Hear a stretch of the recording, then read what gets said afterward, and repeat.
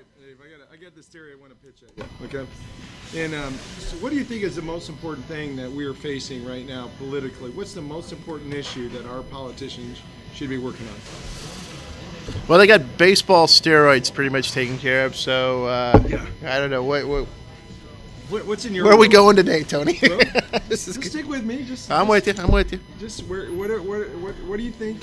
What is the most important thing they should be working on? Right Honestly, if you want my opinion, it's how to develop the small business community so that it can be the economic engine that's going to grow the next 20 or 30 years. So really, you've already created a tactic for them, but you think it's really the economy, right? Right. Absolutely. So what if we did this? What if we challenge the politicians to work like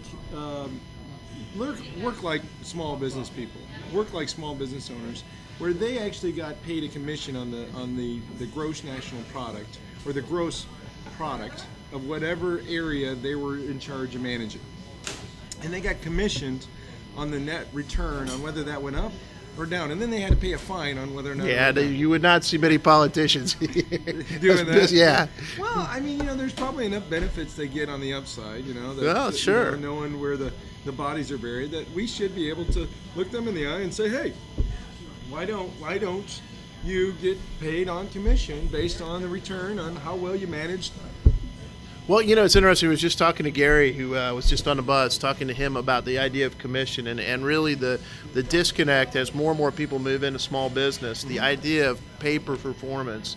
I think we are going to, by default, move into an economy that is driven very much by pay per performance. We are so quickly moving to that. It really is scary how many people do not think of their life or their career in terms of performance. Right. And they think of it in terms of the time they've spent and what they perceive that they're worth, and whether or not they should be able to charge their employer for that. Well, and it works both ways. It's a cutting edge because it's one of those things where in a lot of ways we devalue ourselves, but in an awful lot of ways we also find ways to do things at work that really don't add value. And this recession has seen a lot of that tightening down. You've seen a lot of companies that have looked and gone, well, we don't need that, and we need to get rid of that. There's a great book out that I'm just now finishing up. It's called What Would Google Do?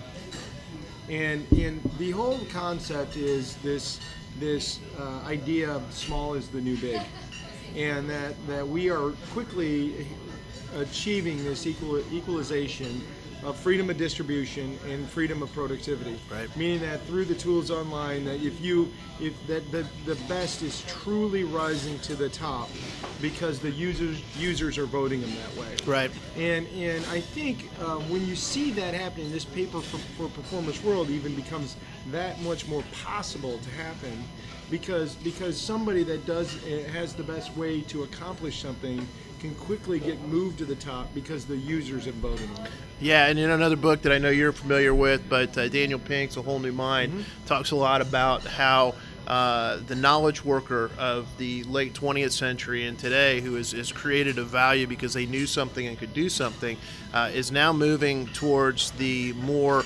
aesthetic and what they call it the high-minded, high-purposed thinker, high touch, nation, the creative force. Right, the people who can empathize, tell stories, can create a new look, a new feel, a new function for what has already existed, and that is a level of creativity that in the past has been secondary as the technology has been primary. So I think you're seeing a lot of the same things as you're going to see value start to exist where value perhaps wasn't as appreciated before, and that's going to change the way we all think and work. Yeah, their theory and Jeffrey's theory is that we need to think in terms of bits, not atoms.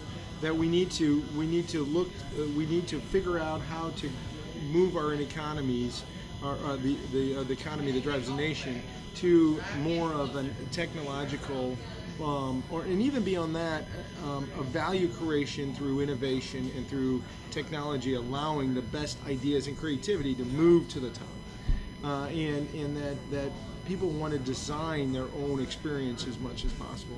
And it's really, some of the examples he uses about Googleizing the banking experience, where we could evaluate our own loan practices, our own banking practices, our own borrowing practices against other people in our neighborhood or our city or our nation that have the same income and profession that we do.